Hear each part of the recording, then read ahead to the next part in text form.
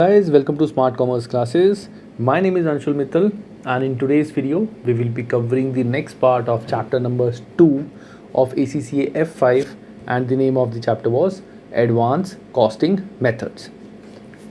So last video जो हमने इसकी करी थी उसमें मैंने तुम्हारे को थ्रूपुट का बताया था कि थ्रूपुट के अंदर हमारा TQM और जस्ट इन टाइम को यूज़ करते हैं। तो वहाँ पे थ्रूपुट के बारे में हमें एग्जैक्ट क्या होता है, इसका मतलब क्या होता है, वो हमें बहुत डिटेल में समझ नहीं आया था। तो मैं तुम्हें यहाँ पे थ्रूपुट का एग्जैक्ट मीनिंग बताता हूँ क्या है। ऑल्दो थ्रूपुट जो मेथड है that is not very good, अच्छा मेथड नहीं है ये, because this method is very short term method. ये बहुत ही शॉर्ट टर्म मेथड होता है, it does not work in long term. तो थ्रूपुट मेथड एक्चुअली है क्या, देखो। सो थ्रूपुट जिस भी पर्सन ने ये मेथड इन्वेंट किया, जब ये मेथड बनाया, उसने एक चीज़ पे स्ट्रेस डाला। किस चीज़ पे? कि जैसे फॉर एग्ज़ाम्पल ये हमारा फैक्ट्री है जहाँ पे प्रोडक्ट बनता है, यहाँ पे रॉ मटेरियल आया, ये सारा हमारा रॉ मटेरियल है, इस पे प्रोसेसिंग हुई और प्रोसेसिंग होने के बाद ये प्रोडक्ट हमारा फाइनली बन गया। अब प्रोसेसिंग के अंदर हमारी दो चीज़ें आती हैं, इनफैक्ट तीन चीज़ें आती है प्रोसेसिंग में। एक होती है डायरेक्ट मटेरियल, प्रोडक्ट को परचेज करने का खर्चा, रॉ मटेरियल का खर्चा, मशीन आवर प्रोडक्ट को कन्वर्ट करने का खर्चा, वो आता है हमारा डायरेक्ट मटेरियल। एक होता है डायरेक्ट लेबर, कि डायरेक्ट लेबर क्या होता है, जो प्रोडक्ट बनाने में लेबर लगी है हमारी, और एक आता है हमारा ओवरहेड्स। ठीक है। अब थ्रूपुट से पहले मैं तुम्हारे को एक मेथड याद कराता हूँ। तुम्हें एक मेथड याद होगा, हमने पढ़ा था मार्जिनल कॉस्टिंग। मार्जिनल कॉस्टिंग में हाउ डू वी कैलकुलेट हमारा एक तरह से कंट्रीब्यूशन कैसे निकालते थे हम? कंट्रीब्यूशन निकालते थे sales minus direct material minus direct labour, वो आ जाता था हमारा कंट्रीब्यूशन, है ना। कंट्रीब्यूशन यानी ये हमारा अभी तक का एक तरह से प्रॉफिट है कि डायरेक्ट सेल्स में से मैंने डायरेक्ट मटेरियल और डायरेक्ट लेबर हटा दिया, तो एक तरह से ये मेरा डायरेक्ट प्रॉफिट है। ऐसे ही थ्रूपुट क्या बोलता है? थ्रूपुट ये बोलता है कि हमारा जो प्रॉफिट आएगा which is called throughput, throughput is like a profit. So throughput का हमारा फॉर्मूला होगा sales minus direct material only.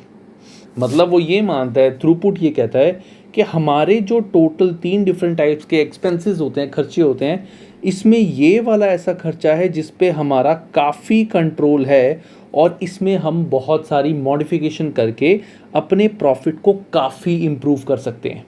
ये चीज़ डायरेक्ट लेबर में नहीं है, क्योंकि लेबर होगी, लेबर को तो पैसे देने ही पड़ेंगे, थोड़ा बहुत आइडल टाइम वगैरह होगा, that is a separate thing, but हम लेबर में बहुत ज़्यादा चेंजेस नहीं कर सकते। और जो ओवरहेड्स होते हैं वो खर्चा तो हमारा नॉर्मली ये मेथड मानता है कि वो फिक्स्ड है, कि ये खर्चा होना ही होना है, ये खर्चा तो होगा ही होगा, इस पर हमारा ज़्यादा कंट्रोल नहीं है। सो थ्रूपुट मेथड का जो मेन कॉन्सेंट्रेशन है that is on direct material, कि हम डायरेक्ट मटेरियल का अपना एक्सपेंस जितना मैक्सिमम कम हो सकता है करें, ताकि हमारा थ्रूपुट और एक तरह से प्रॉफिट हमारा काफ़ी ज़्यादा आए। तो इसकी जितनी भी वर्किंग है थ्रूपुट की, that is only for this. तभी हमने जो लास्ट क्लास में मेथड पढ़ा था जस्ट इन टाइम और टोटल क्वालिटी मैनेजमेंट, वो था कि जो भी हमारा रॉ मटेरियल आता है वो जस्ट इन टाइम आए, हमारे को बहुत ज़्यादा ओवर एक्सपेंसेस ना करने पड़े, और दूसरा हमारा जो भी हम प्रोडक्ट बना रहे हैं वो बेस्ट क्वालिटी का प्रोडक्ट हो। ठीक है। सो ये मेथड हमारा था थ्रूपुट अकाउंटिंग। सो थ्रूपुट अकाउंटिंग अगर तुम देखो कि हम सिर्फ और सिर्फ डायरेक्ट मटेरियल पे वर्क कर रहे हैं, इन दोनों पे वर्क ही नहीं कर रहे, सो that is actually not a good deal. But throughput accounting की अपनी फिलॉसफीज है, अपने कॉन्सेप्ट्स हैं। सो थ्रूपुट अकाउंटिंग क्या बोलता है कि डायरेक्ट मटेरियल के अंदर हमारे कुछ ऐसे एक्सपेंसेस होते हैं जो उनको बोला जाता है बॉटल नेक। जैसे फॉर एग्जाम्पल हमारा machine expense, machine our. So this is like a bottleneck expense. Bottleneck expense का मतलब क्या होता है कि ये ऐसा खर्चा है जिसको हम काफ़ी सारे एडजस्टमेंट करके इसको ठीक कर सकते हैं. सो बॉटल नेक एक तरह से तुम इसको बोल सकते हो रुकावट, अड़चन और लाइक अ ट्रबल मेकर और लाइक अ हर्डल, कि वाइल प्रोड्यूसिंग द प्रोडक्ट ऐसे कौन से हर्डल हैं डायरेक्ट मटेरियल में जिसकी वजह से हमारा प्रॉफिट कम आ रहा है. तो थ्रूपुट अकाउंटिंग बोलता है कि उन सारे एक्सपेंसेस को कम करो. कोशिश तो ये होगा कि बॉटल नेक, जितनी भी हमारी बॉटल नेक चीज़ें हैं उन सबको ख़त्म ही कर दो, ज़ीरो कर दो, ताकि हमारा थ्रूपुट यानी प्रॉफिट काफ़ी ज़्यादा हो जाए, क्योंकि डायरेक्ट लेबर और ये तो होना ही होना है. तो सारी वर्किंग हम यहाँ पे करते हैं. सो ये है मोस्टली थ्रूपुट का कॉन्सेप्ट. सो थ्रूपुट अकाउंटिंग में सारा यही बोला गया, एग्जैक्टली सारी चीज़ें यहाँ पे यही हैं. You can just read this once, तुम्हें समझ आ जाएगा जैसे मैं यहाँ से पढ़ के बताता हूँ. The goal is achieved by determining what factors prevent the throughput यानी profit from being higher. This constraint is called as a bottleneck.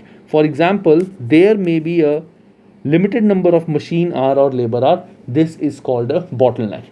That means जो bottleneck चीज़ हमारे पास है, जो hurdle है, उस हर्डल को हम पूरा यूज़ करके ख़त्म कर दें या उतनी लिमिटेशन में हम अपना बेस्ट आउटपुट दें, ये चीज़ हमें बताता है थ्रूपुट. तो मेन अजम्पशंस थ्रूपुट की क्या है, जो मैंने बताया था इन दोनों के बारे में, सेम वही चीज़ है. The only totally variable cost in the short term is purchase of cost of raw material that are bought from external suppliers, that means direct material. Direct labor costs are not variable in short term. Many employees are salaried, even if paid at a rate per unit, are usually guaranteed a minimum wage rate. That means ये खर्चा करना ही करना है, इसको हम avoid नहीं कर सकते, unavoidable है. Given these assumptions, throughput is effectively as same as contribution. कि throughput बिल्कुल contribution की तरह है, but यहाँ पे हम direct labor को consider नहीं करते. So Goldratt and Cox describe the process of identifying and taking steps to remove the constraints यानी bottleneck that restrict the output as the theory of constraints यानी TOC. अब इसका प्रोसेस क्या होता है, बहुत ही सिंपल है, हमें एज इट इज़ बहुत डिटेल में लर्न नहीं करना, बहुत ही सिंपल है. सो क्या क्या है हमारा, सबसे पहले हम आइडेंटिफाई करेंगे अपने बॉटलनेक को कि क्या बॉटलनेक है. उसके बाद हम उसको डिसाइड करेंगे कैसे उसको एक्सप्लोर करें, कैसे उसको प्रॉपरली यूटिलाइज करें. Subordinate everything else to decision in step 2. Then जब हमने सोच लिया कि उसको कैसे एक्सप्लॉइट करना है, कैसे उसको यूज़ करना है, तो उसका तरीका स्टार्ट करें. एलिवेट द सिस्टम बॉटलनेक, जो भी बॉटलनेक हमारी थी उसको एलिवेट कर दें, उसको ख़त्म कर दें. If in the previous step यानी in this step a bottleneck has been broken, कोई नया बॉटलनेक तो नहीं इसकी वजह से आ गया कि हमने पुराना हमने कॉन्स्टेंट हर्डल तो ख़त्म कर दिया, बट उसकी वजह से एक नया बॉटलनेक आ गया. हो सकता है कि हमने मशीन आवर्स ठीक कर दिए, बट हो सकता है उसकी वजह से कुछ रॉ मटेरियल में जस्ट इन टाइम या किसी और चीज़ में हर्डल आ गया हो. अगर ऐसा कुछ है तो again we will go to step 1. इसका सच क्वेश्चन से कोई रोल नहीं है इस चीज़ का, सिर्फ अंडरस्टैंडिंग के लिए कि पहले बॉटलनेक आइडेंटिफाई करो, देन देखो उसको कैसे एक्सप्लॉइट कर सकते हैं. आफ्टर दैट उस पर काम स्टार्ट कर दो, उस बॉटलनेक को ख़त्म कर दो. And after that if in the previous step any new bottleneck is created, तो उस बॉटलनेक के लिए दोबारा से स्टेप्स फॉलो करो. सिंपल, कुछ खास नहीं है गाइस, बहुत ही सिंपल है. जिस तरह से इन्होंने एक्सप्लेन किया हुआ है that is actually not good. बहुत ही इन्होंने गंदी तरह से थ्योरी में एक्सप्लेन किया हुआ है. गंदी तरह मैं इसलिए बोल रहा हूँ क्योंकि it could have been explain in a very good way with good examples, but इन्होंने ऐसी पैराग्राफ में लिख दिया. So that is actually not a good deal. So इस चीज़ को छोड़ दो गाइस, कोई फ़ायदा नहीं है. Let's start with illustrations. Illustration करने से तुम्हें ज़्यादा अच्छे से समझ आएगा. So example, theory of constraint TOC क्या बोलता है, demand of a product made by P is limited to 500 units per week. एक प्रोडक्ट जो है P वो 500 यूनिट पर वीक की डिमांड उसकी है. The product is made is 3 consecutive process ABC. Process capacities are कि ए जो प्रोडक्ट है उसमें 400 यूनिट बन सकते हैं, इसमें 300, इसमें 250. ठीक है, आगे the long run benefit to P limited of increasing sales of इस product is present value of $25,000 additional unit sold per week. Okay, investigation have revealed the following possibilities. या हमारे पास 3 ऑप्शंस हैं. Invest in new machine for process A which will increase इस capacity to 550 per unit. Okay, इतना खर्चा है उसका. Replace the machines in process B with an upgraded machine costing 1.5 million, this will double the capacity. और third option है buy an additional machine for process C costing 2 million, this will increase capacity of C by 300 units per week. What is the P limited best course of action? तो यहाँ पे अगर हम देखें, हमें कुछ नहीं पता कि बॉटलनेक क्या है, हमें कुछ नहीं पता कि कौन सा किस पे डिपेंडेंट है, इस पे ज़्यादा बनेंगे, इस पे कम बनेंगे. We know nothing about this question इस केस में. मतलब ऐसा नहीं है कि सी में अगर हम कैपेसिटी ज़्यादा बना दें तो बी में भी उसका इफेक्ट आएगा, ए में भी उसका इफेक्ट आएगा. We don't know anything. तो इसका सिंपल सा आंसर ये है, the above options are not mutually exclusive, so your answer should consider combination as well as looking them individually. So इसका कोई एग्जैक्ट आंसर नहीं है क्योंकि these are not mutually exclusive. तो हम तीनों ऑप्शंस लेके देखेंगे क्या होता है. So this question is not actually for the throughput understanding. ये सिर्फ वैसे ही नॉर्मल बताया हुआ था, कोई इसका सच फायदा नहीं है. ये क्वेश्चन करते हैं. Hard tiles recorded the profit of 120 in the accounting period just ended using marginal costing. contribution to sales ratio was 75,000. तो हमारा जो प्रॉफिट था that was 120 और contribution to margin that means contribution is 75% of sales. तो पहले तो हम यहाँ से सेल्स निकाल लेते हैं. so let sales be x, let sales be x. so x minus, अब देखो सेल्स में से हमारा कंट्रीब्यूशन है 75%, तो x minus 75 upon 100x is equal to 1,20,000. Contribution 75% है सेल का. सॉरी गाइज, ये थोड़ी सी मेरे से गड़बड़ होगी. Profit is 120, contribution is 75. तो मैं छोटा सा पहले चार्ट बना लेता हूँ. Sales minus direct material minus direct labour is contribution. Contribution minus fix expense, ये मेरी वैल्यू आती है प्रॉफिट. सो प्रॉफिट मुझे दिया हुआ है 120 एंड कंट्रीब्यूशन मुझे दिया हुआ है 75% of sales. Material cost were 10% of sales value and there were no other variable production overheads. Fix cost of the period were 3 lakh. तो फिक्स एक्सपेंसेस हमारे 3 लाख हैं. तो अगर फिक्स एक्सपेंसेस हमारे 3 लाख हैं, प्रॉफिट है इतना, तो कंट्रीब्यूशन कितना होगा 3 लाख प्लस 120, 420 हमारा कंट्रीब्यूशन होगा. क्योंकि अगर दिस माइनस 3 लाख इज़ 120, तो 120 प्लस 3 लाख इज़ 4,20,000. ये आ गया हमारा कंट्रीब्यूशन. कंट्रीब्यूशन हमें पता है this is 75% of sales. So sales क्या होगी, सिंपल मैथ्स, 4,20,000 इज 75%. तो 100% क्या होगा, 4,20,000 इंटू 100 डिवाइड बाई 75. अगर 420 रिप्रेजेंट 75, तो इसका सिंपल ऐसे करते हैं, 75% इज 4,20,000. तो 1% कितना होगा, 4,20,000 डिवाइड बाई 75 और 100% will be 4,20,000 into 100 divide by 75. So into 100 divide by 75 that is 5,60,000. तो सेल्स आ गई मेरी 5,60,000. तो 560 की आ गई मेरी sales. Material cost were 10% of sales revenue, that means 5,60,000 का 10% 56,000. तो डायरेक्ट लेबर कितनी होगी, 5,60,000 माइनस 56,000, दिस इज 504. तो 84,000 का मेरी आ गई डायरेक्ट लेबर. तो डायरेक्ट लेबर कैसे आई, मैंने सिंपल अपना यहाँ से जब मुझे पता है sales is 560 minus direct material करके जो वैल्यू आई, उस वैल्यू को कंट्रीब्यूशन से माइनस कर दिया, तो मेरा डायरेक्ट लेबर आ गया. हालांकि direct labour was not required here. तो हमें क्या निकालना है, हमें निकालना है थ्रूपुट. थ्रूपुट का मैंने तुम्हें फॉर्मूला क्या बताया था, throughput is equal to sales minus direct material. तो सेल्स आ गई 560 माइनस डायरेक्ट मटेरियल में निकाला 56,000, that means 560 minus 56,000, that means 5,04,000 मेरा आ गया थ्रूपुट। सो थ्रूपुट इज 5,04,000, इन्होंने एक जीरो कम लगाया हुआ। सिंपल कैलकुलेशन है, हमें सिर्फ एक सिंपल सा कॉन्सेप्ट समझना है कि throughput is sales minus direct material. जैसे कंट्रीब्यूशन होता है sales minus direct material minus direct labour, वैसे throughput is sales minus direct material. बहुत ही सिंपल। चलो आगे, नेक्स्ट इज, अब 3 टाइप की हमारी थ्रूपुट की रेशियोज होती हैं। एक होती है throughput return per factory our. Throughput return per factory our, इसका हमारा फॉर्मूला होता है थ्रूपुट पर यूनिट, जो भी हमारा थ्रूपुट पर यूनिट आ रहा है, divided by products time on bottleneck resources, कि बॉटलनेक रिसोर्स में हमारा कितना टाइम लग रहा है पर यूनिट।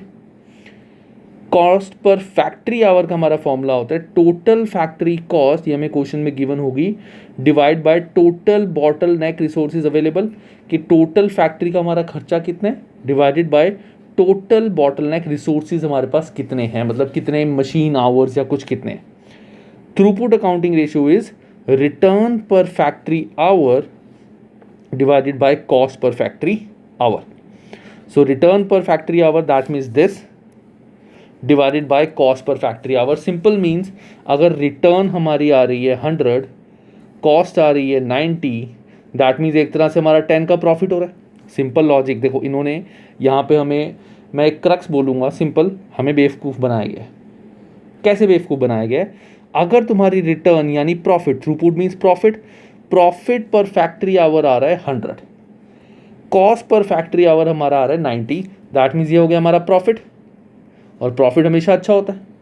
और अगर कॉस्ट यानी रिटर्न पर फैक्ट्री आवर हमारी आ रही है 100 और कॉस्ट आ रही है 110, तो ये आ रहा है हमारा लॉस। इन्होंने कैसे हमें बेवकूफ़ बनाया, इन्होंने बोला, अब तुम बोलोगे सर क्या बोल रहे हो बेवकूफ़ बनाने वाली बात, बट हाँ मैं मानता हूँ बेवकूफ़ बनाया। अगर throughput per factory hour divided by cost पर फैक्ट्री आवर मैं करता हूँ, इन्होंने क्या बोला है, अगर ये वैल्यू तुम्हारी 1 से ज़्यादा है, इफ़ जो भी वैल्यू आ रही है दिस इज़ मोर देन 1, सो ये अच्छी वैल्यू है। तो मोर देन 1 तभी आएगी जब हमारा प्रॉफिट आएगा। 100 डिवाइड बाय 90, ये हमारा 1 से ज़्यादा होगा ऑफकोर्स, तभी प्रॉफिट आएगा। अगर दोनों इक्वल है 100 डिवाइड बाय 100 तो वो 1 होगा, that means no profit no loss. और अगर हमारा प्रॉफिट कम है कॉस्ट ज़्यादा है, इनको डिवाइड करूँगा तो ये लेस देन 1 आएगी, और लेस देन 1 का इन्होंने बोला है कि this is not good. Same चीज़ देखो, interpretation of throughput accounting ratio TPAR. If TPAR more than 1 would suggest throughput exceeds operating cost, so the product should make profit. Priority should be given to the products generating best ratios. Of course, जो profit आ रहा है वही चीज़ हम करेंगे. Throughput is less than 1 would suggest throughput is insufficient to cover operating cost. Of course, तो ये ratio निकालने की बजाय, इस थर्ड के बजाय सीधा इन दोनों को माइनस भी कर सकते थे, बट कोई बात नहीं, जैसा इन्होंने बोला हमें वैसा करना पड़ेगा। सो इस चीज़ को गाइस यू कैन स्किप, एक बार इसका ये पढ़ लेते हैं क्रिटिसिज्म कि why throughput accounting ratio is not good. First thing, जैसे कि मैंने बताया था, it concentrates on short term when a business has fixed supply of resources, that is bottleneck, and operating expenses are largely fixed, but ऐसा नहीं होता।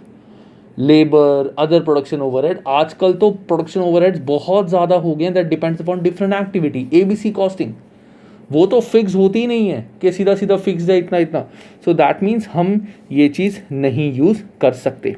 However, most businesses can't produce product based on short term only. It is more difficult to apply throughput accounting concept to the longer term when all costs are variable and vary with volume of production. Of course, इन्होंने simple बोला है कि हमें सिर्फ material पे ध्यान रखना है, लेबर लूबर सब कुछ फिक्स होता है, थोड़ी फिक्स थोड़ी होता है भाई। अगर प्रोडक्ट ही नहीं बनेगा तो लेबर का खर्चा भी नहीं होगा, लेबर ही रखूँगा मैं, और प्रोडक्ट ज़्यादा बनेंगे तो लेबर कॉस्ट भी काफ़ी ज़्यादा होगी। तो लेबर कॉस्ट, तो marginal costing is still better than throughput. In longer term ABC approach might be the more appropriate, वो तो हमें पता ही है ABC सबसे बेस्ट मेथड है। अब हम करते हैं test your understanding 2।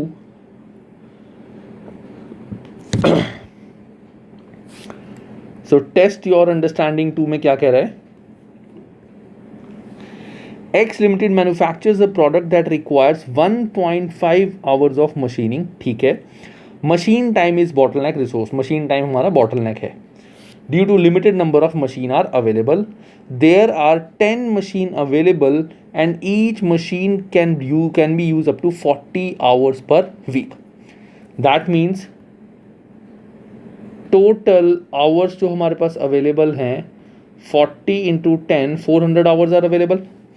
The product is sold for $85 per unit and direct material per unit cost is 42. The factory cost is 8,000 per week. हमें निकालना है रिटर्न पर फैक्ट्री आवर। तो रिटर्न पर फैक्ट्री आवर का formula मैंने तुम्हें क्या बताया था, इट इज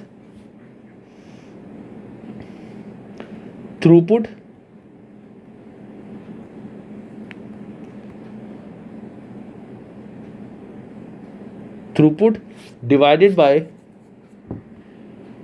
बॉटलनेक रिसोर्सेज का per hour cost. Sorry guys, मेरी राइटिंग थोड़ी सी ख़राब आ रही है, एक्चुअली मेरे थोड़े से हैंड में पेन है तो राइटिंग इतनी अच्छी नहीं आ पाएगी। सो रिटर्न पर फैक्ट्री आवर का फॉर्मूला होता है हमारा कि फैक्ट्री से कितना रिटर्न आ रहा है हमारा। सो पहली बात है थ्रूपुट, तो थ्रूपुट कितना होगा 85 minus direct material 42.5 divided by bottleneck resource per hour. So per hour हमारा है एक प्रोडक्ट में लगता है 1.5, that means 85 minus 42.5 divided by 1.5, that means 28.33। सो 28.33 मेरा आ रहा है रिटर्न पर फैक्ट्री आवर। अब मैं निकालूंगा कॉस्ट पर फैक्ट्री आवर। कॉस्ट पर फैक्ट्री आवर का फॉर्मूला क्या था, टोटल फैक्ट्री कॉस्ट कि इतना हमारा टोटल खर्च है divide by total hours available 400, that means 8000 divide by 400। So that means 20 हमारा है कॉस्ट पर factory hour. That means throughput accounting ratio TPAR, throughput accounting ratio is return per factory hour, that means 28.33 divide by cost per factory hour, that means 20. So 28.33 divided by 20, it is 1.41. So 1.41 which is more than 1, so this is considered to be good. ठीक है, सो ये आता है हमारा test और understanding 2। Simple था, formula use करना है। एडिशनल एग्जाम्पल ऑफ TPAR, इसको देख लेना गाइस, कुछ नहीं है।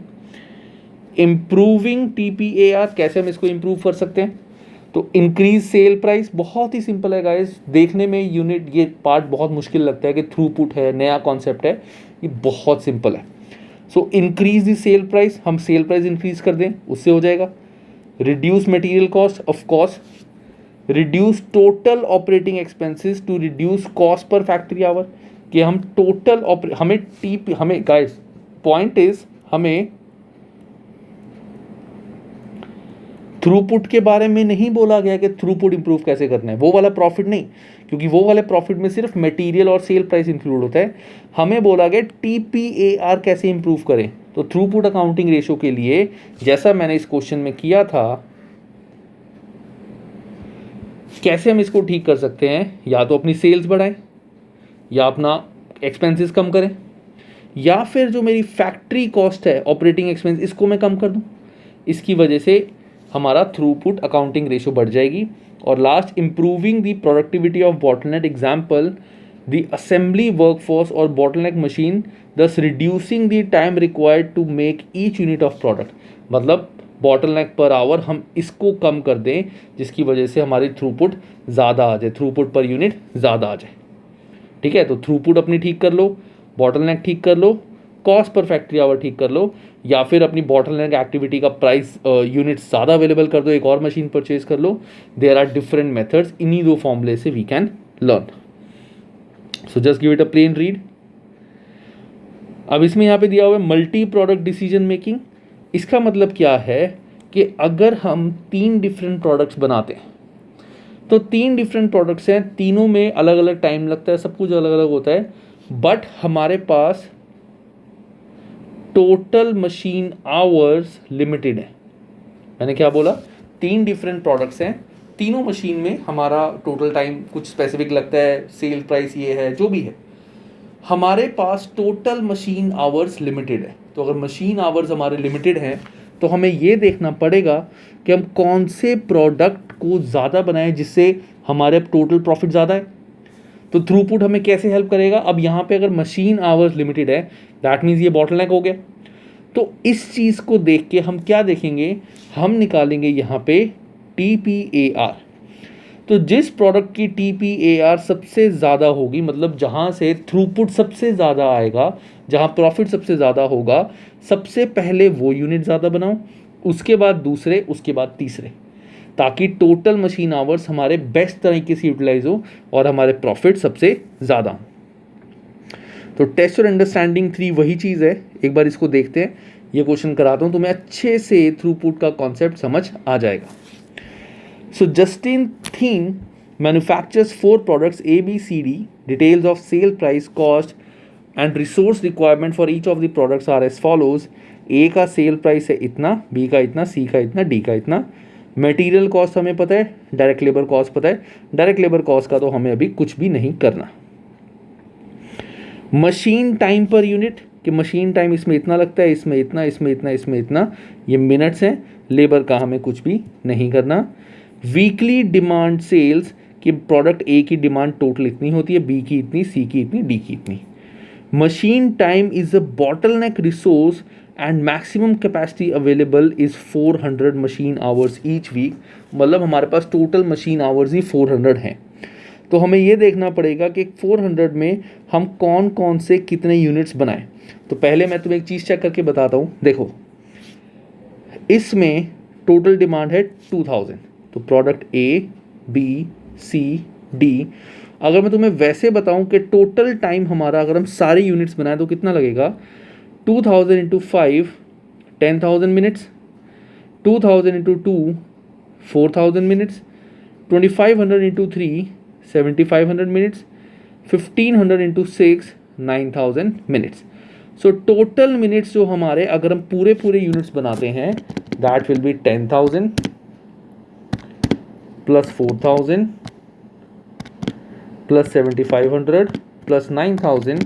तो टोटल टाइम मेरा लगेगा 30500। इसको डिवाइड बाय मैं 60 करूँ मिनट से, that means total 508 hours.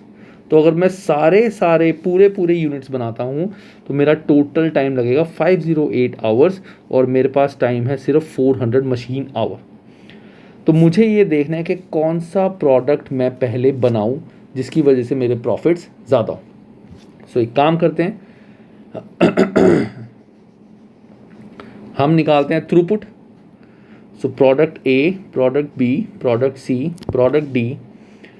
Selling price हमें गिवन है, प्रोडक्ट A का है 1.40, प्रोडक्ट B का 0.80, प्रोडक्ट C का 1.20, प्रोडक्ट D का 2.80। मटेरियल कॉस्ट हमारी है 0.60, 0.30, 0.60, 1.00। दैट मीन्स टोटल हमारा जो थ्रूपुट आ रहा है, दैट इज, ये सारी हमारी माइनस हो जाएगी इसमें से। सो 0.80, 0.50, 0.60, 1.80, ये आ रहा है मेरा थ्रूपुट पर यूनिट। अब थ्रूपुट पर यूनिट मेरा आ रहा है। अब मैं काम करता हूँ, हमें निकालना है थ्रूपुट पर मशीन आवर। अब यहाँ पे आवर की जगह मैं थ्रूपुट पर मशीन मिनट निकाल लेता हूँ कि 1 मिनट में मुझे कितना प्रॉफिट हो रहा है। प्रोडक्ट A में लगते हैं 5 मिनट, प्रोडक्ट B में 2 मिनट, प्रोडक्ट C में 3 मिनट, प्रोडक्ट D में 6 minute.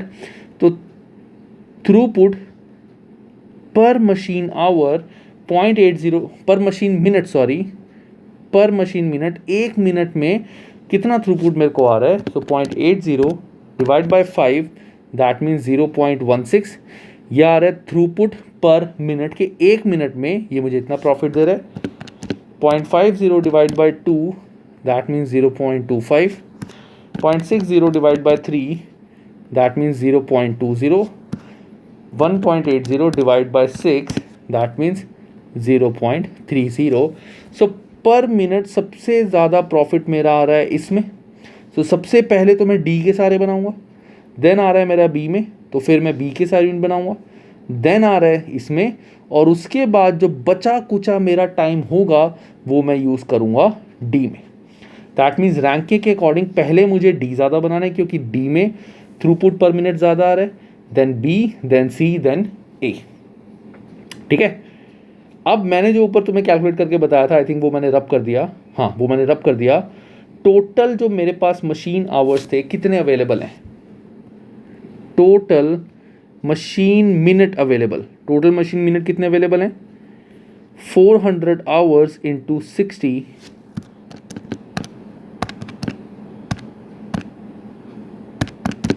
That means total machine hours मेरे पास अवेलेबल हैं 24,000. इतने मशीन आवर मेरे पास अवेलेबल हैं. So let's work. तो सबसे पहले मुझे बनाना है यूनिट डी. सो डी के मैक्सिमम मुझे बनाना है 1500. सो 1500 इंटू 6 दैट मीन्स 9000 मिनट्स मेरे डी में लग गए सारे के सारे. तो डी के मेरे पूरे 1500 यूनिट्स बना लिए. देन आता है बी. बी के भी पूरे बनाने. कितने? बी के बनते हैं 2000. So 2000 units of B into time taken 2 that means 4000 minutes में लग जाएंगे बी में. उसके बाद बनाना है सी. सी में लगते हैं 3 मिनट्स, तो 2500 इंटू 3 दैट मीन्स 7500. अब मैं देखता हूँ कि टोटल मिनट्स मेरे कितने अभी तक लग गए. अगर मैं ये 3 प्रोडक्ट बनाता हूँ तो 9000 प्लस 4000 प्लस 7500 दैट मीन्स अभी तक मेरे 20500 मिनट्स लग गए. मेरे पास अवेलेबल है 24,000, तो माइनस 24,000 दैट मीन्स जो रिमेनिंग 3500 बचे उतने के ही मैं ए बनाऊंगा. ए को बनाने में लगते हैं 5 मिनट्स, तो 3500 डिवाइड बाय 5 दैट मीन्स ए के मैं बनाऊंगा सिर्फ 700 यूनिट्स. तो ए का मैं सिर्फ 700 यूनिट्स बनाऊंगा, 2000 नहीं बना पाऊंगा क्योंकि रैंकिंग के अकॉर्डिंग ए आता है 4th नंबर पे. तो पहले हम डी बनाएंगे, फिर बी, फिर सी. जो भी बचा कुचा टाइम होगा उससे हम ए बनाएंगे. तो डी बी सी बना के इतना टाइम लग रहा था. टोटल मिनट्स इतने अवेलेबल थे, तो जो रिमेनिंग मिनट्स 3500 रह गए वो मैं यूज़ कर लूँगा ए बनाने में. ए में लगते हैं 5 मिनट, दैट मीन्स ए के मैं बना पाऊंगा 700 यूनिट्स ओनली. ठीक है गाइस, समझ आ गया. अब देखते हैं हम हमारा थ्रूपुट. सो थ्रूपुट हमारा कितना आ रहा है? हम कितने बना रहे हैं? 900 यूनिट्स. 9000 मिनट्स हमारे लग रहे हैं. सो 9000 मिनट्स हमारे लग रहे हैं और पर मिनट इसका थ्रूपुट है 0.30. That means 9000 into 0.30 that means 2700 मेरा आ रहा है थ्रूपुट. टोटल मिनट्स इतने लग रहे हैं. पर मिनट हमारा प्रॉफिट आया था 0.30. अब 2 तरीके हैं, या तो तुम इससे मल्टीप्लाई कर लो या फिर यूनिट्स जो हम बना रहे हैं इनटू जो हमारा थ्रूपुट है यानी 1500 इंटू 1.80. दोनों मेथड है गाइस. या तो थ्रूपुट से मल्टीप्लाई कर लो जितने हम यूनिट्स बना रहे हैं, क्योंकि एक यूनिट में हमारे को इतना प्रॉफिट हो रहा था और 1 मिनट में हमारे को इतना प्रॉफिट हो रहा है. 1 यूनिट में इतना प्रॉफिट, 1 मिनट में इतना प्रॉफिट. तो या तो मिनट से मल्टीप्लाई कर लो या यूनिट से मल्टीप्लाई कर लो, आंसर विल बी सेम. इसमें हमारा थ्रूपुट पर मिनट आ रहा था 0.25. That means 4000 into 0.25 it is 1000. ये आ जाएगा मेरा थ्रूपुट. इसमें 7500 इंटू 0.20 दैट इज़ 1500 और इसका 3500 into 0.16 that means 560. So total throughput जो मेरा होगा सारे यूनिट्स का total profit it will be 2700 plus 1000 plus 1500 plus 560. तो 5760 ये आएगा मेरा प्रॉफिट. 5760 क्या आएगा मेरा थ्रूपुट यानी प्रॉफिट. ठीक है, ये आ गया मेरा थ्रूपुट यानी प्रॉफिट। और जो मैंने कॉम्बिनेशन यूज़ किया है, this is the best way to find out highest throughput highest profit. इसके अलावा कोई भी कॉम्बिनेशन अगर हम यूज़ करते तो हमारा प्रॉफिट कम आता। ये तुम्हें अभी तक समझ आ चुका होगा। Operating cost including direct labour cost are 5440 each week. अब देखो यहाँ पे हमें डायरेक्ट लेबर कॉस्ट दी हुई है, लेबर टाइम भी दिया हुआ है, तो हम लेबर टाइम लेबर कॉस्ट से मल्टीप्लाई नहीं करेंगे यहाँ पे। रीज़न, क्योंकि हम थ्रूपुट में ये मानते हैं कि जो अदर बॉटलनेक एक्टिविटी होती है, नॉन बॉटलनेक एक्टिविटी, वो सारी कांस्टेंट रहती हैं। तो मैं जब ऑपरेटिंग कॉस्ट टोटल दी हुई है including direct labour, that is 5440 each. So operating expenses यानी फैक्ट्री एक्सपेंसेस को बोल सकते हैं, इट इज 5440। तो हमारा जो ओवरऑल प्रॉफिट आ रहा है, तो प्रॉफिट हमारा आ रहा है, दैट मीन्स ये जो थ्रूपुट अकाउंटिंग रेशियो आएगी it will be more than 1। तो 5760 माइनस 5440, दिस इज 320। सो ये आ रहा है मेरा प्रॉफिट। अब यहाँ पे मुझे थ्रूपुट अकाउंटिंग रेशियो भी निकालनी है। What is the throughput accounting ratio? तो थ्रूपुट अकाउंटिंग रेशियो का फॉर्मूला क्या होता है? सबसे पहले निकालूंगा थ्रूपुट मशीन आवर। अब थ्रूपुट मशीन आवर कैसे आएगी? टोटल थ्रूपुट मेरी आ रही थी 5760 divide by total machine hours मेरे कितने लग रहे थे? 400। मिनट्स में निकालने की बजाय मैं आवर्स में निकाल लेता हूँ, एक ही बात है। तो 400 मेरे पास टोटल बॉटलनेक आवर्स हैं, ठीक है, और इतना मेरा प्रॉफिट है। तो 5760 डिवाइड बाय 400, दैट मीन्स 14.4 आ गया मेरा थ्रूपुट पर machine our. Factory cost per hour, factory cost है मेरी 5440, टोटल मिनट्स अवेलेबल 400, तो 5440 divide by 400, that means 13.6। So throughput accounting ratio is 14.4 divided by 13.6, this is 1.06, so which is positive and this is considered to be good। बिल्कुल simple question था guys, बिल्कुल घबराने का नहीं। एक दो बार ये क्वेश्चन देख लेना, बहुत इजीली समझ आ जाएगा। मैंने तभी ये पूरा क्वेश्चन कराया था। तो सबसे पहले मैंने क्या किया, मैंने अपना थ्रूपुट निकाल दिया, पर मिनट निकाल दिया, फिर देखा सबसे ज़्यादा थ्रूपुट किसका आ रहा है, तो वो बनाया, जिसका सबसे कम आ रहा है बचे कुचे यूनिट्स वो बनाए। तो यहाँ से टोटल थ्रूपुट निकाल दिया, फैक्ट्री एक्सपेंसेस हमें दी बने, टोटल प्रॉफिट निकाल दिया, and then both the ratios. अब यहाँ पे हम थ्रूपुट पर यूनिट करके क्यों नहीं निकाल सकते? क्योंकि 3 डिफरेंट प्रोडक्ट्स हैं। तो यहाँ पे हमें टोटल जो हमारा थ्रूपुट आया है divide by total bottle neck hours जो हमारे पास थे, उससे हमारा थ्रूपुट पर मशीन आवर आ गया। बहुत ही सिंपल, ठीक है। चलो अब नेक्स्ट क्वेश्चन करते हैं, that is objective test case question through throughput. So guys next आते हैं हमारे ये ऑब्जेक्टिव टेस्ट क्वेश्चन। सो एक बार ये क्वेश्चंस करते हैं आज की इस वीडियो में, एंड उसके बाद हमारा थ्रूपुट इन पब्लिक सेक्टर करेंगे। उसके बाद हमारा नेक्स्ट टॉपिक आ जाएगा टारगेट कॉस्टिंग। और टारगेट कॉस्टिंग तुम सब फैमिलियर हो गए इससे, क्योंकि ये चीज़ हमने ऑलरेडी F2 में कवर की थी, तो मैं उसको थोड़ा जल्दी करा दूंगा। So objective test case question.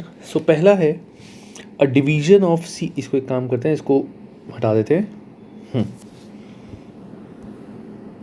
सो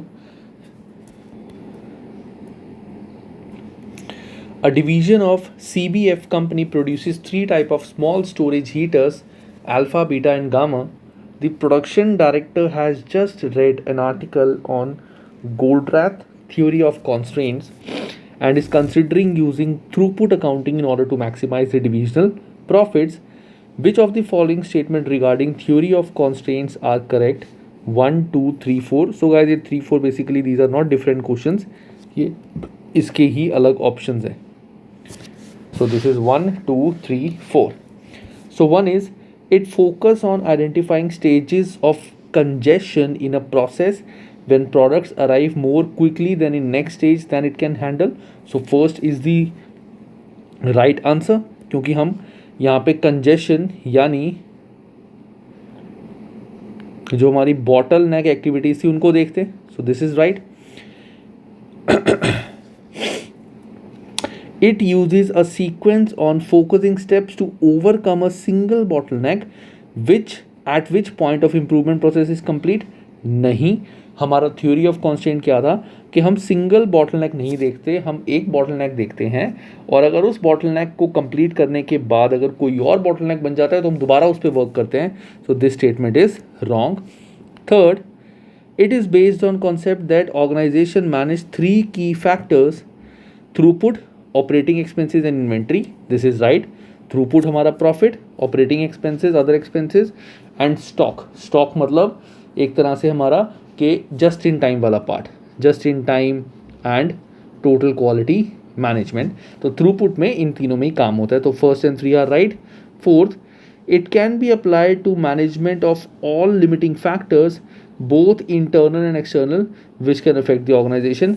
नहीं, it can not be applied to all limiting factors. Basically limiting factor हम इसमें एक ही मानते हैं जो हमारा bottleneck होता है. अब ऐसे तो देखा जाए लिमिटिंग फैक्टर लेबर भी हो सकती है और भी चीज़ें हो सकती है, फिक्स्ड ओवरहेड्स भी लिमिटिंग हो सकते हैं. मशीन का फैक्ट्री का एरिया उतना ही है जहाँ पे हमें प्रोडक्ट बनाना है, हम और नया प्रोडक्ट नहीं बना सकते. टोटल हमारे पास लेट से इलेक्ट्रिसिटी इतनी है, इससे ज़्यादा नहीं है. So there can be lot of factors. So हम सारे लिमिटिंग फैक्टर्स को ना देख के सिर्फ हम इन्वेंट्री से रिलेटेड, मटेरियल से रिलेटेड जो लिमिटिंग फैक्टर्स होते हैं हम उसी को देखते हैं. So this is wrong. So first and three are right. So first and three is answer is B. So B is your answer because first and three are right. Next,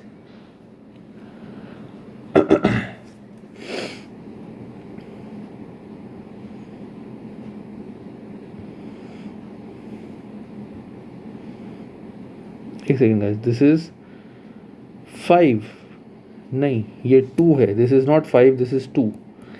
क्या silly mistakes करते हैं. 3 4 5, ये 2 है guys. मैं खुद confuse हो गया को फर्स्ट के बाद पहले यहाँ इन्होंने गड़बड़ करी हुई है. अच्छा, इतनी बड़ी प्रिंटिंग मिस्टेक. इन्होंने 1 2 3 4 में 3 4 यहाँ लिखा, 3 4 यहाँ लिखने के बाद अगला क्वेश्चन ही 5 बना दिया.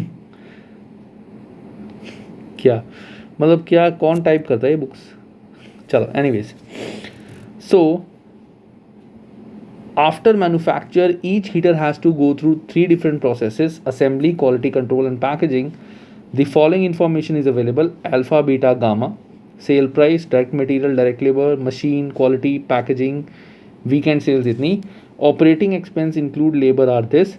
The maximum hours available of machine is 150 assembly, 170 hours quality and 250 of packaging. ठीक है.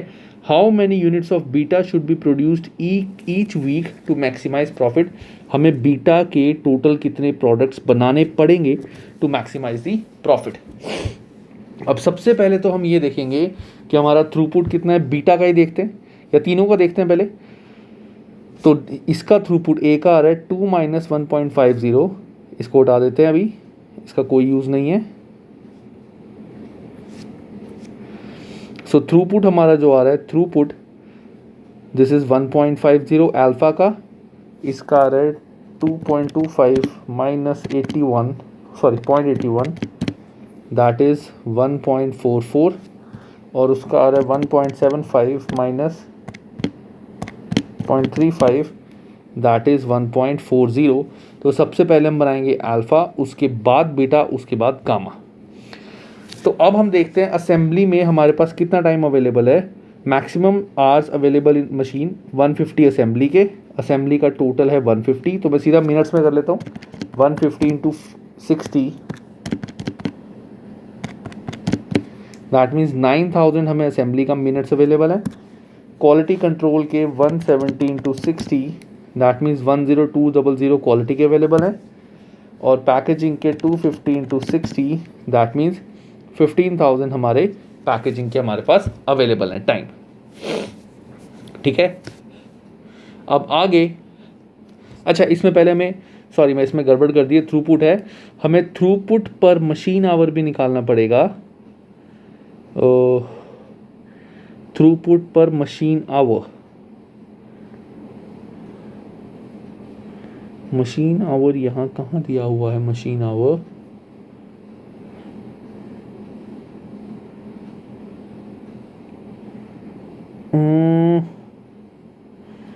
क्वालिटी कंट्रोल, पैकेजिंग, असेंबली, या मशीन आवर्स तो दिए नहीं हुए हमें।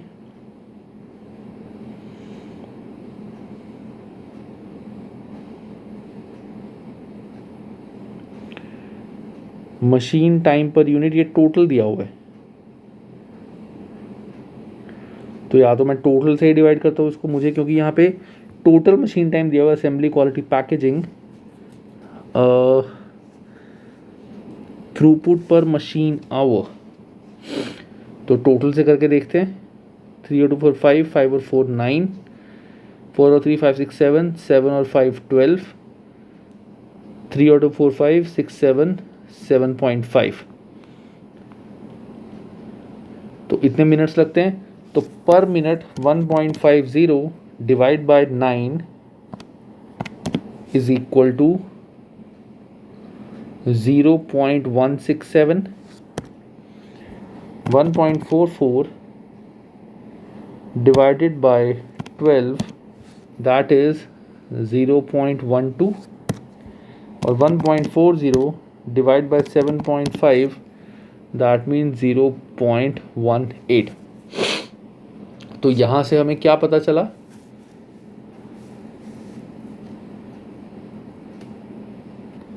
तो यहाँ से हमें ये पता चला थ्रूपुट पर मिनट निकाल के कि पहले हमें सारे गामा के बनाने हैं, उसके बाद हमें अल्फ़ा के बनाने हैं, और जो भी बचा कुछ टाइम होगा वो बीटा में लगेगा।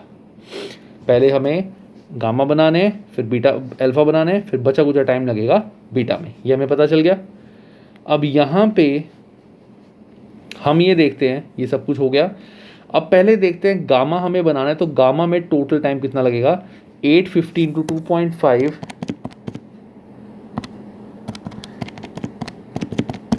दैट मीन्स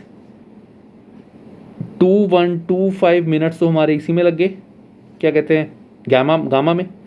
देन अल्फा में लगेंगे 1000 इंटू 2, दैट मीन्स 2000 हमारे लग गए यहाँ पे। अब टोटल हमारे पास थे 9000, सो 9000 माइनस 2125 माइनस 2000, हमारे पास इसके लिए टाइम अवेलेबल है 4875, इतना टाइम हमारे पास अवेलेबल है। और हमें चाहिए कितने? 1500 इंटू 3, 4500 हमें चाहिए। 4875 टाइम अवेलेबल है, दैट मीन्स सारे के सारे 4500 मैं इसके बना लूँगा। दैट मीन्स असेंबली में तो इसके पूरे 1500 यूनिट्स बन जाएंगे, मतलब असेंबली के टाइम पे हम इसके पूरे 1500 यूनिट्स बना लेंगे। अच्छा गाइस, मुझे अब थोड़ा सा कॉन्सेप्ट समझ आना शुरू हुआ है। सॉरी, मैं खुद कॉन्सेप्ट इतना अच्छा नहीं समझ पाया था यहाँ पे, अब मुझे कॉन्सेप्ट समझ आया गाइस। अब यहाँ पे अगर हम एक चीज़ देखें, सबसे इम्पॉर्टेंट चीज़ हमें देखना है लिमिटिंग फैक्टर कि कौन सी चीज़ लिमिटेड है ना। तो यहाँ से जब मैंने देखा असेंबली का, तो मेरे पास वैसे ही टाइम ज़्यादा था, टाइम लग रहा है कम, असेंबली का टाइम है ज़्यादा, दैट मीन्स ये तो मेरा लिमिटिंग फैक्टर है ही नहीं। क्वालिटी कंट्रोल देखते हैं। क्वालिटी कंट्रोल मेरे पास टोटल अमाउंट है 10200 और एक्चुअल 1000 इंटू 3, 3000 यहाँ लगेंगे, 1500 इंटू 4, 6000 यहाँ लगेंगे, और 850 इंटू 2, दैट मीन्स 1700 हमारे यहाँ लगेंगे। तो 1700 plus 6000 plus 3000, that means total हमारा क्वालिटी कंट्रोल में टाइम लगेगा 10700 अगर हम पूरे यूनिट्स बनाते हैं, जबकि एक्चुअली मेरे पास टाइम है 10200। दैट मीन्स लिमिटिंग फैक्टर मेरा क्वालिटी कंट्रोल आ रहा है यहाँ पे। एक बार पैकेजिंग भी देख लेते हैं। पैकेजिंग 4000 यहाँ लग गए, 1500 इंटू 5, 7500 यहाँ लग गए, और 850 इंटू 3, दैट मीन्स 2250 यहाँ लग गए। सो 4000 प्लस 7500 प्लस 2250, दैट मीन्स 13750। तो टोटल 13750 मिनट्स हमें चाहिए और अवेलेबल ज़्यादा है। दैट मीन्स पैकेजिंग भी हमारा लिमिटिंग नहीं है, लिमिटिंग हमारा है सिर्फ क्वालिटी। तो मुझे क्वालिटी कंट्रोल के बेस पे ही सब कुछ देखना है, मुझे असेंबली का और पैकेजिंग का कुछ भी नहीं करना। All I have to see is quality, क्योंकि क्वालिटी ही मेरा बॉटलनेक एक्टिविटी है जिसमें टाइम अवेलेबल है कम और चाहिए ज़्यादा। सो यहाँ पे जब मैं थ्रूपुट में निकालूंगा 1.50, 2.25 माइनस 0.81, 1.44 और 1.75 minus 0.50, sorry minus 0.35, so that is 1.40। इसको मैं डिवाइड करूंगा पर मिनट ऑफ बॉटल नेक, यानी divide by 3, divide by 4, divide by 2, that means पर minute 1.5 divide by 3, that means 0.5 पर मिनट मेरा जो थ्रूपुट आ रहा है वो आ रहा है अल्फा का by using the bottle neck activity. 1.44 divide by 4, that means 0.36, ये आ रहा है मेरा थ्रूपुट बीटा से, और 1.40 डिवाइड बाई 2, 0.7 ये आ रहा है मेरा गामा से। तो यहाँ पे भी पहले गामा बनेगा, देन अल्फा, देन बीटा, तो उस सेम ही आ गया लकीली, बट ऐसा नहीं होता, तो लिमिटिंग फैक्टर मेरा है ये। ठीक है, अब सबसे पहले मुझे गामा बनाने, सो 2 into 850, 850 into 2, that means 1700 minutes तो मेरे गामा में लग गए। तो मैं यहाँ लिखता हूँ 1700 मिनट्स मेरे गामा में लग गए। उसके बाद बनाना है ये 1000 इंटू 3, दैट मीन्स 3000 मेरा मिनट्स यहाँ लग गए।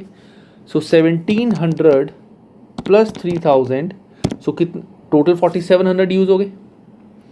तो 4700 में से अब मेरे पास बचा कितना टाइम,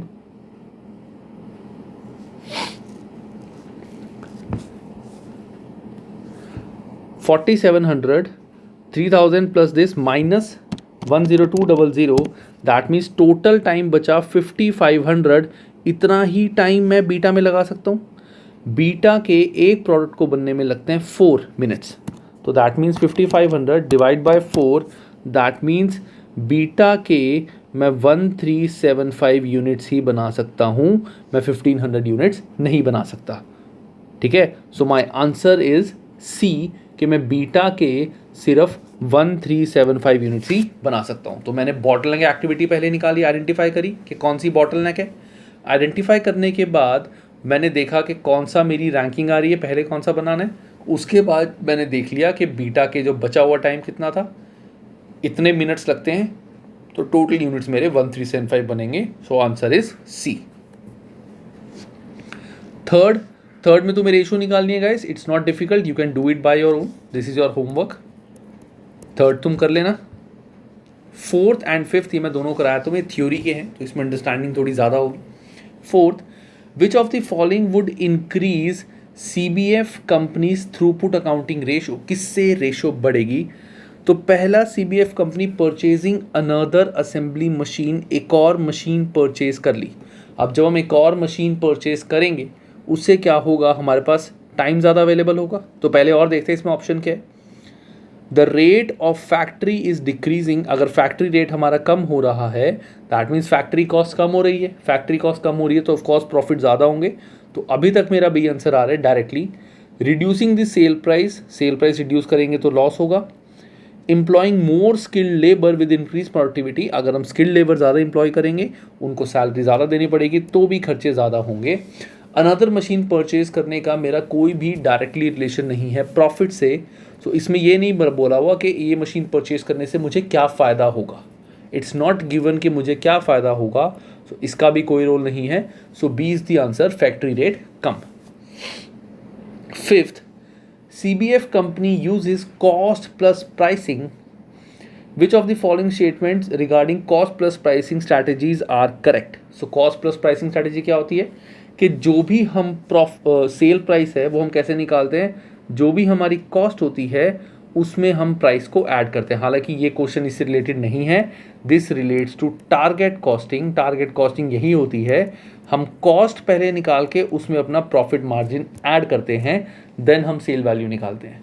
तो ये उससे रिलेटेड है, तो यहाँ मैं इसको नहीं करा रहा। So this is your topic. ये चैप्टर थोड़ा बड़ा है, कॉन्सेप्चुअल है, मैं तभी धीरे धीरे चल रहा हूँ, एकदम से सारी चीज़ें बता दूंगा तो समझ नहीं आएंगी। मुझे भी बहुत टाइम लगा इन सब चीज़ों को डिटेल में समझने में। स्टिल मैं इस क्वेश्चन को ढंग से नहीं कर पाया था फर्स्ट को में, बट सेकंड टाइम पे बहुत अच्छे से मुझे इसका कॉन्सेप्ट समझ आ गया। सो जैसे मुझे समझ आया, आई होप मैंने तुम्हें भी अच्छे से डिलीवर किया हो और तुम्हें भी समझ आ गया हो। ठीक है, चलो गाइस, आज के लिए इतना ही. Will cover the next part in the next video. Take care of yourself and have a good time.